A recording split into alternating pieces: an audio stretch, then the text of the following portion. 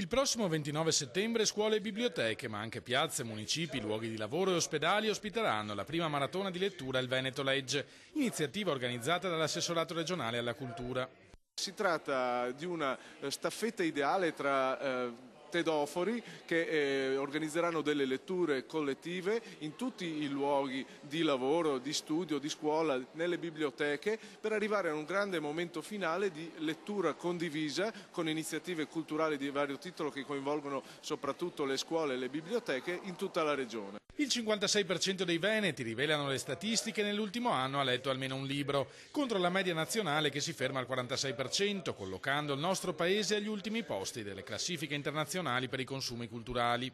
Ma la Regione vuole promuovere ulteriormente la lettura, utilizzando anche la vasta e capillare rete di biblioteche, più di 600 disseminate nel territorio.